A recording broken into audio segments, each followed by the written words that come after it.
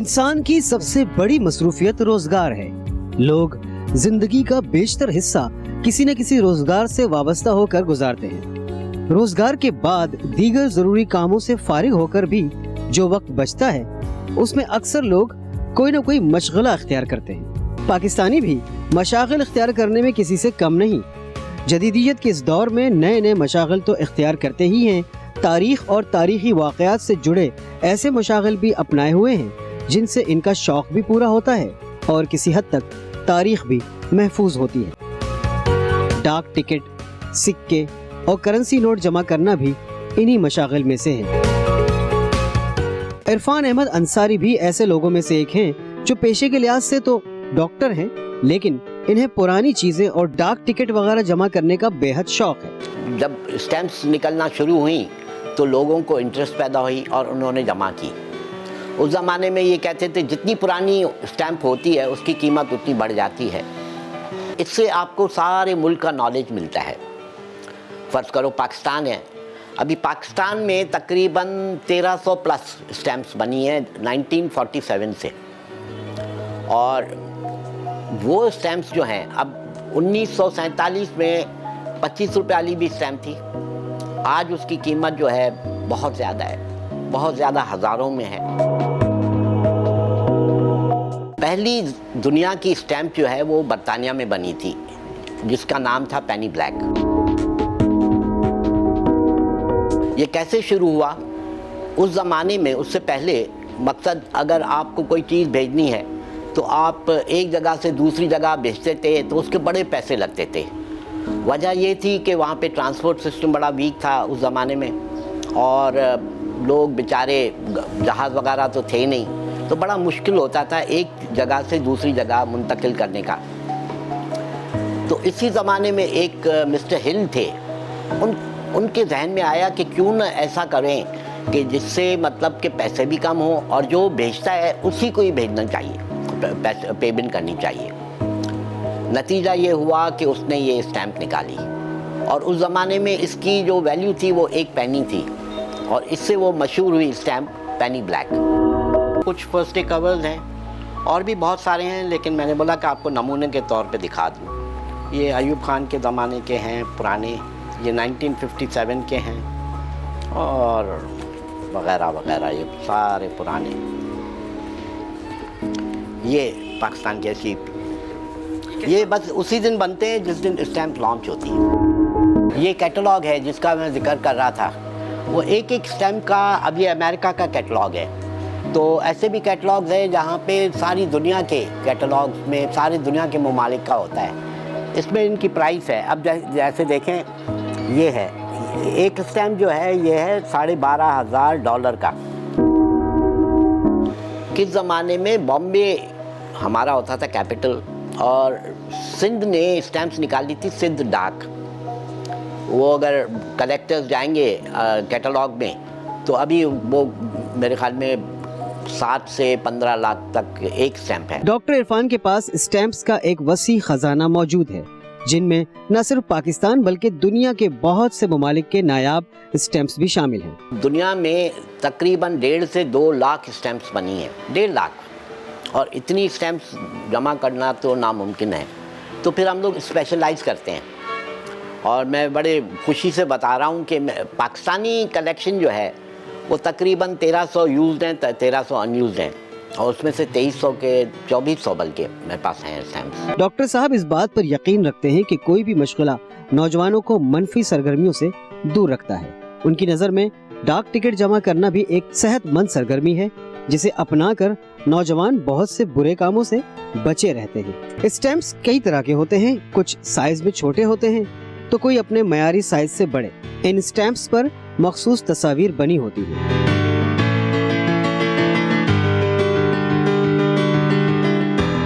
Stamps जमा करने का शौक रखने वाले अपने अपने मिजाज के मुताबिक इन स्टैम्प्स को जमा करते हैं। कोई जानवरों की तस्वीर वाले टिकट रखता है तो कोई मशहूर शख्सियात की तस्वीर वाले, और कोई तो खास मौके पर जारी होने वाले डाक टिकट्स इकट्ठा करने को अपना मशगला बनाए हुए है। आप देखेंगे बर्ड्स और एनिमल्स की स्टैम्प कंपैरेटिवली ज़्यादा महंगी होती हैं as compare to others.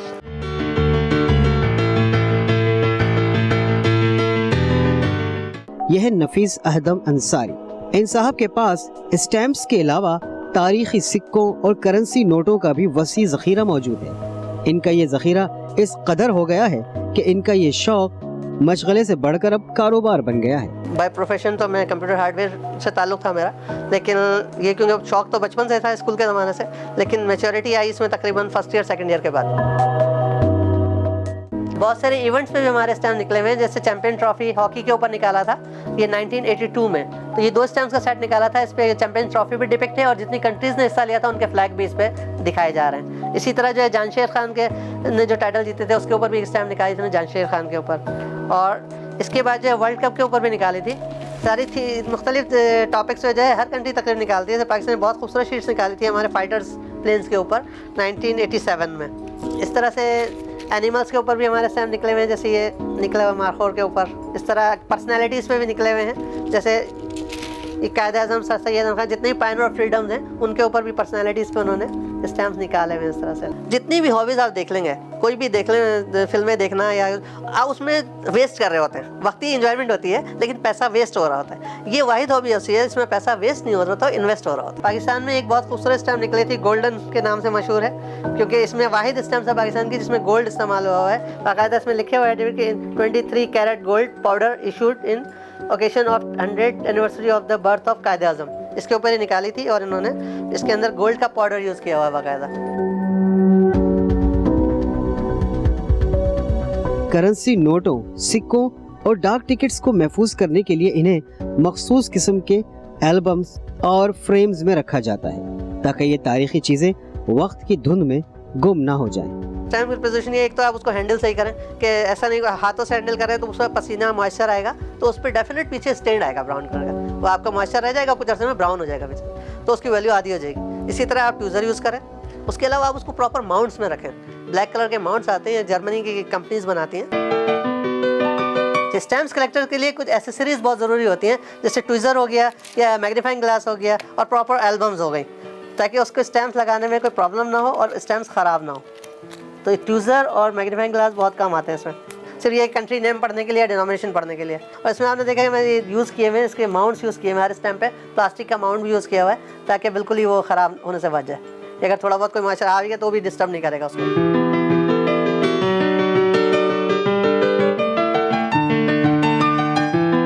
Stamps, coin और बैंक नोट्स, इन सब में जो इस वक्त डिफ़िकल्ट है वो बैंक नोट्स है, कि बैंक नोट्स को हैंडल करना मुश्किल है। पेपर जो है मौसम के हिसाब से आहिस्ता आहिस्ता क्लाइमेट के ख़राब होता चला जाता है, उस पर असरात आते हैं क्लाइमेट के। कॉइन फिर भी मेटल है तो वो बच जाते हैं काफ़ी हद तक, और इसलिए पेपर फट भी जाते हैं, डिस्ट्रॉय भी हो जाते हैं।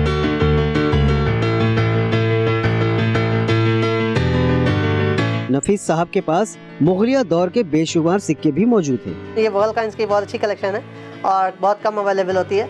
इसमें मेरे पास जो है जहांगीर बादशाह के कॉइन है और इसमें मिंट भी पड़ी जाएगी आपको बाकायदा। ये कश्मीर मिंट है, इसी तरह जहांगीर की जो है ठट्टा मिंट है, इसके बाद जो है जहांगीर की ये लाहौर मिंट है। मुगल कॉइन्स में जो है अकबर हो गए, जहांगीर हो गए, इनके कॉइन्स अच्छे एक्टिव और वो बड़े रीडेबल होते हैं। आप भी उसको देखेंगे तो थोड़ी सी कोशिश आपको पढ़ने में आ जाएगा कि जहांगीर का कॉइन है। फिर ये कि आपको उसकी मिंट पता चल जाएगी कि ये मुल्तान मिंट है या ये कहते हैं लाहौर मिंट है, तो वो लिखाई उसकी बड़ी कैलीग्राफी बहुत खूबसूरत होती है। और अकबर के गोल कॉइन्स हैं और कुछ इसके बाद अकबर के चौकोर कॉइन्स भी। अकबर के 2 तरह के कॉइन्स आते थे, चौकोर भी आते थे और गोल, लेकिन दोनों ये डिनोमिनेशन एक ही होती थी, 1 रुपये की।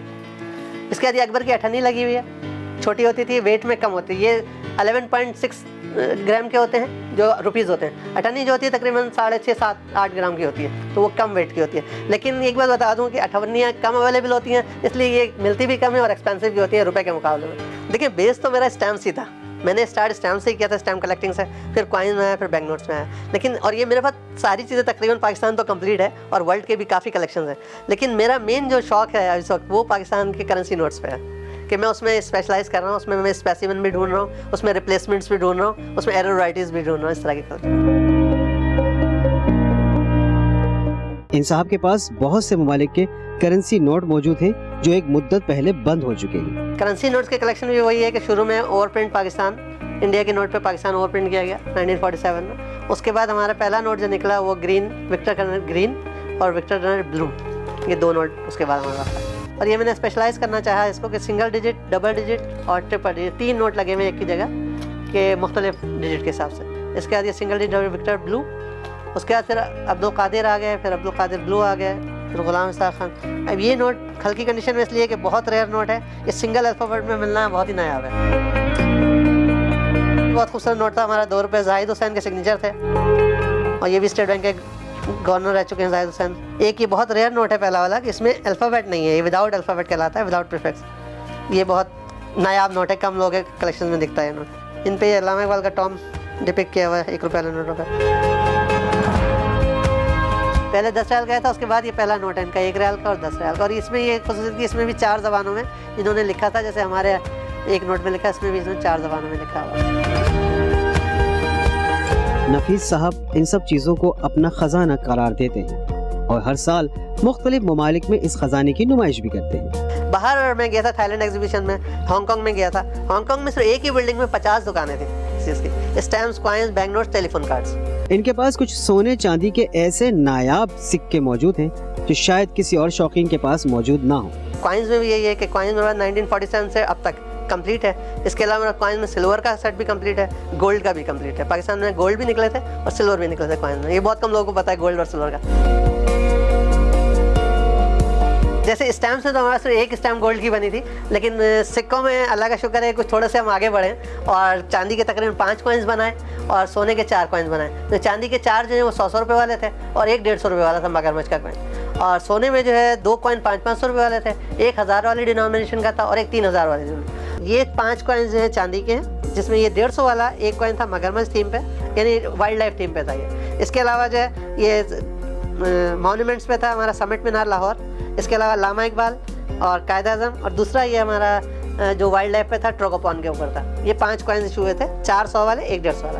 और गोल्ड के जो इशू हुए थे उसमें भी जो है एक हमारा वाइल्ड लाइफ थीम पे था, सबसे महंगा जो कॉइन था 3000 डिनोमिनेशन का, वो वाइल्ड लाइफ थीम पे था, और बाकी 2 कायद आज़म और अल्लामा इकबाल और एक मॉन्यूमेंट्स पे समिट मीनार। कॉइन्स का मसला ये है कि कॉइन्स और बैंक नोट थोड़ा सा दोनों को रिलेट करूँगा कि ये दोनों चीज़ें ऐसी हैं कि आम आदमी को भी अट्रैक्ट करती हैं, क्योंकि पैसा है वो यूज़ हुआ है, यूज़ करा है किसी ने, तो उसमें ये होता है कि यार ये मैंने बचपन में चलाया था, ये रुपया जो ये करेंसी मैंने बचपन में चलाई थी या मैंने वालिद साहब के साथ देखी थी, तो उससे एक अट्रैक्शन होती है।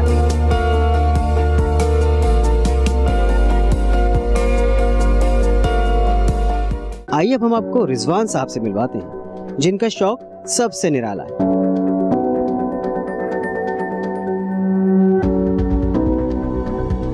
रिजवान साहब का शौक है अंग्रेज दौर में कराची से भेजे गए खतूत के लिफाफे जमा करना। 25 साल से स्टैम्प वगैरह कलेक्ट कर रहा हूँ, और मैंने एक किताब भी लिखी है जिसका नाम पोस्टमार्क ऑफ पाकिस्तान के नाम से, जिसके अंदर टोटल स्लोगन्स और जितने भी स्पेशल कैंसिलेशन और पोस्टमार्क निकले हैं वो हमने पब्लिश किए हैं, उसको लिस्टिंग किया। उसमें यह है कि कराची के जो फर्स्ट कैंसिलेशन थी जो अभी तक नॉन है, जिसकी स्पेलिंग जो थी डिफरेंट थी, KRATCH के नाम थी। फिर इसके बाद एक दूसरी कैंसिलेशन जो यूज़ हुई जिसमें भी कराची का नाम कराची होता था। इसके बाद फाइनली जो अब जो नाम यूज़ हो रहा है कराची, उसकी स्पेलिंग के नाम से पोस्टमार्क हुई है। कराची की हिस्ट्री जो है काफ़ी पुरानी है, और यहाँ पे मेल सिस्टम जो है 1840 के अंदर इस्तेमाल शुरू हो गया, बिफोर फर्स्ट स्टैम्प्स। तो इसलिए मैंने कराची को फोकस किया था, और इनिशियली तो मेरे पास इतने पुराने कैंसिलेशन नहीं होते थे, लेकिन आहिस्ते आहिस्ते वक्त के साथ साथ मैंने इसको सर्च किया और ढूंढा और फिर ख़रीदा कुछ। इसी तरह से ये बनता गया, एग्जिबिट में रही। रिजवान साहब की इस कलेक्शन को 4 चांद लग जाते हैं जब जिक्र आता है पोस्ट कार्ड्स का। इन पोस्ट कार्ड को देखकर माजी के खूबसूरत कराची की झलक दिखाई देती है। पुराने जो पोस्ट कार्ड हैं उसके अंदर आप देखेंगे तो फील करते हैं कि ये कराची इतना खूबसूरत शहर होता था, जिसके अंदर जो बिल्डिंग्स बनी हुई थी जो ब्रिटिश एम्पायर उन्होंने बनाई थी, तो उसकी खूबसूरती दिखाई गई। पहले का एम्प्रेस मार्केट देख लें आप, और अब वहाँ की जगह देख लें तो आपको डिफरेंट बहुत नज़र आएगा।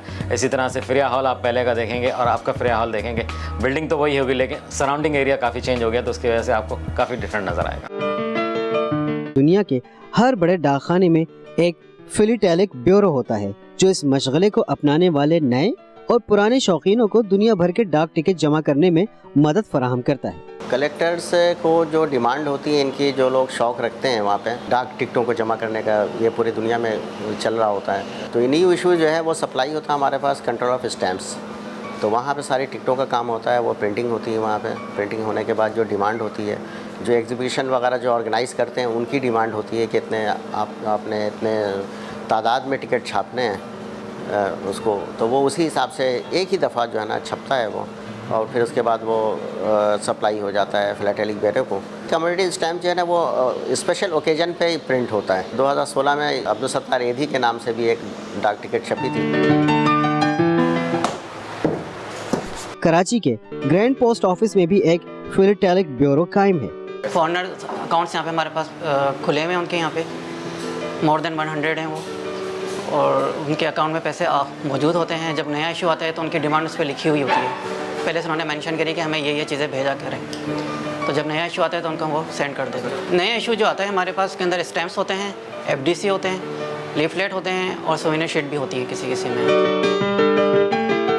सर ये लीफलेट है, इसके अंदर सारी इसकी डिटेल लिखी हुई होती है, कितना इसमें स्टैम्प कितनी तादाद में हमारे प्रिंट हुए हैं, कितनी लीफलेट हुए हैं, उसकी कीमत लिखी हुई होती है। कैंसिलेशन हमारी सर ये होती है, हर इशू के साथ कैंसिलेशन भी होती है। कैंसिलेशन के लिए स्टैम्प्स हमें दी जाती है, जिससे हम उसको कैंसिल करते हैं, ये आप देख रहे हैं। डाक टिकट, करेंसी नोट और सिक्के जमा करना ऐसा मुनफरिद मशगला है जो तारीख से जुड़े रहने में मददगार साबित होता है। गो के ये एक महंगा शौक है, लेकिन ये मशगला हर शौकीन अपनी इस्तिताअत के मुताबिक अपनाता है। पाकिस्तान में भी ये शौक बहुत से लोगों में बदरजा अतम मौजूद है। ये मशगला साल साल से इख्तियार किया जाता रहा है और आगे भी इस मशगले के शौकीन इससे अपनी तस्कीन करते रहेंगे।